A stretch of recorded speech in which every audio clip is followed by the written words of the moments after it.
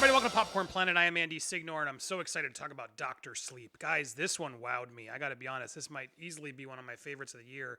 I haven't been crazy about a lot of films this year, but the work here by Mike Flanagan, he manages to pull off the impossible. He manages to make a film that respects the original Shining, manages to throw in nods that make sense, and still, through all of that, also be its own. So overall, if that's all you want to, I'm going to go into the film a bit without spoilers, but share a little bit more of the plot, what it's about. If you want to go in completely open-minded and surprised like I did, feel free to tune out now. I highly recommend you check it out. For those a bit more curious as to why I loved it and what the film is about, let's get into it. For those that don't know, the film centers around the return of Danny Torrance from the original film, now grown up, played by Ewan McGregor. The film centers around him coming to terms with his own sort of demons. He's still clearly haunted by obviously the actions of the first film, his own alcoholism and addiction, and dealing with living in the shadow of his father's own addictions and violence, obviously the things that happened to him and his family, as well as the inhabitants of the Overlook Hotel, which are characters in the film, in the beginning of the film, sort of showing how he's dealing with that horrific childhood.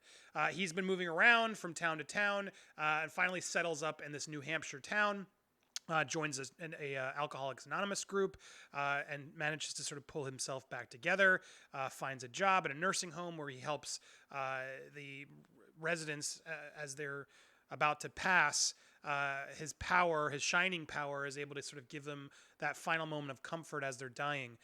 So there he becomes known as Dr. Sleep in the nursing home. And that's where he meets another person as he sort of finally comes to terms with himself and slowly using his powers, he meets another child similar to him back in the day who has clearly very strong shining powers that begins communicating with him and clearly in need of help. In need of help because there is another group out there called the True Knot. They're sort of these immortal beings, seemingly immortal beings that live off of steam, which they take off of the victims, particularly children. And the steam is more delicious if they're tortured and terrified. So that's where the scary comes in. And that group of inhabitants is led by Rebecca Ferguson, who is fantastic. If you don't remember her, she was in Mission Impossible films, as well as The Greatest Showman. She's just a wonderful actress. I'm loving everything she does, and she does a very great villain turn in this as this sort of leader of, they're not like vampires, but they sort of are these weird ghost vampires. And I loved it. They sort of live in this RV community, and there's a bunch of them, and they either decide to feed off of people that have the power, or at certain times open them up and allow them to join the community. But they've been living for centuries, dealing with this and finding and murdering previous childs with the shining power. And that's sort of what makes this so fun. There is like sort of this backstory of Danny admits that, like, yeah, there's, if you ever predicted, something in your life, or you do well in a test you didn't study for. So many people have the shining power and don't even realize they have it. And it's sort of this throwaway line in the middle of the film that sort of opens up this idea of the universe and really building out, which, whether you realize it or not, The Shining really was a big universe that could have easily made The Sixth Sense. A lot of other things could have taken place in this world. And so it's actually fitting that they make another story. And it's fitting because we get to follow Danny's journey. Because the film really follows what happens when you grow up, and so after sort of such an event. It's sort of a awful thing of your father attempting to murder your family, and you have this weird power, and you're at this weird haunted place. All of it sort of justifies the existence of this movie, whereas you might wonder, why do a sequel to The Shining, which I was totally in the camp for, but I found myself just invested, thrilled. It was at times really scary. It has times that you just sort of, it's fun, it's exciting. It's also moments of heartbreak. It's just a really, altogether, really wonderful told film. And all props have to go to director-writer Mike Flanagan, who has been pushing for this film and managed to get Stephen King, who notoriously hated the film The Shining, not because of the visuals, that was the one thing he admired about the film, but that the film adapted The Shining, that was not the character he wrote, and he didn't feel like it was believable at all, and it goes off in a way that he would never have written, and so he's always had this immense disdain for Stanley Kubrick's Shining adaptation. He's gone on record on it. I've talked about it in previous films. I'll link to that at the end, talking about his hatred of it and how Flanagan pulled this off, so stay tuned and click that at the end. But the fact that Flanagan not only was able to sort of make this sequel that Stephen King endorsed, but that now Stephen King apparently loved. He's gone on record. Stephen King has made quotes saying how much this has now changed his mind in a bit about The Shining, because Flanagan's able to use the film and the visuals of Kubrick's work, which he admitted were so iconic. He went to Stephen King. He said, "Listen, I know you don't want to do this.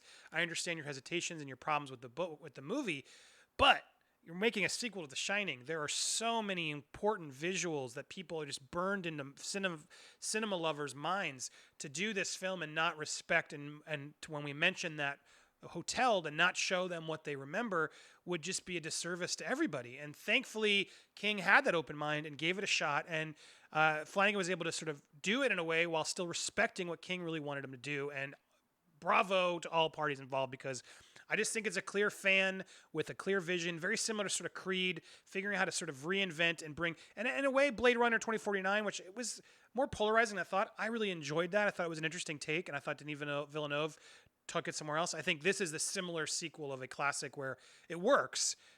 You may have some problems with it as a Shining fan. You may be like, "Oh, this is unnecessary." A purist might be annoyed, clearly, but I don't think they're going to be the same way as like sort of Terminator and Dark Fate. This is a much more respectful, smart adaptation that really respects the material dearly. And so there will be people who will be annoyed and frustrated by some of the choices that the film makes and sort of the callbacks, but I found them all to fit perfectly and made the film better. In fact, one part, there is, they have a couple characters from the original. This happens early on in the film, so it's not really spoilers. But Danny still sees Halloran speaking to him as a ghost, and they've recast Scatman Crothers. They have a new actor playing that character, as well as some flashbacks with his mom, previously played by Shelley Duvall. Instead of doing de-age technology or lost footage or anything, they find an actress who has a similar feel and look. And at first you're sort of like, that's not Shelley Duvall. But at the same time, I respected the choice of, okay, well, good. They're not just doing crazy computer effects. They found a good actress who sort of has a similar look and is giving off that vibe. And it worked for me.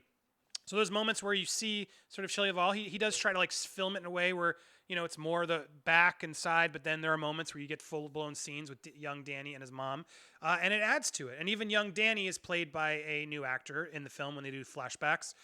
So it's not a big, heavy flashback movie, don't get me wrong, but they sort of attempt to start there at the beginning to remind you this is what happened, and here's sort of connection before we just fast forward to grown-up Ewan McGregor and understand, because you do need to remember what he's gone through and why he's sort of an addict. And going in the beginning of the film, as we meet him, he wakes up next to someone, he's doing drugs, he's attempting to steal money, and then Halloran shows up and says, "You don't need to take that money, Danny," trying to sort of help him stay good.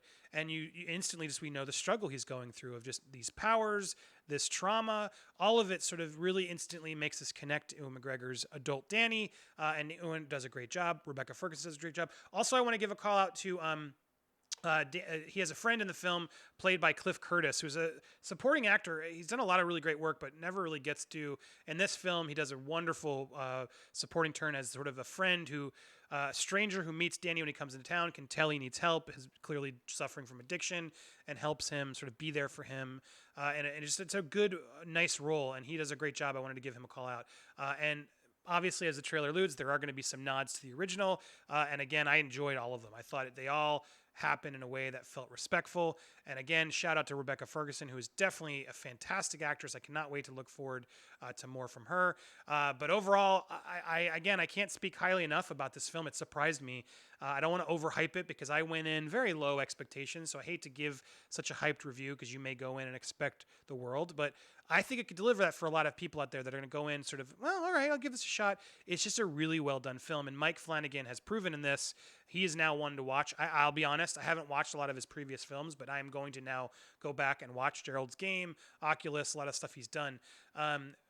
He just is a visionary. You can tell by the film that he respected the source material.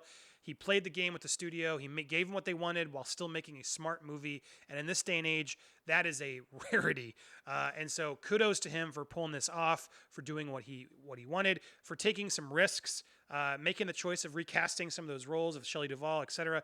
But it works. All of it. Very surprising to me. I loved it. I'm excited to see it again. It's a little long. If I'm going to give it a critique, it's definitely could have been probably trimmed a bit. That said, didn't bother me that much as I watched. I was engrossed the whole time. But when I left the movie and realized it was 2.5 hours, I was like, wow, that was noticeable. And a couple other critics I watched with agreed that was their big complaint. But for Shining fans, I think you go into this, rewatch The Shining. There's a lot. He did so clever. There's so many references I know I missed, and I wish I had revisited right before I watched.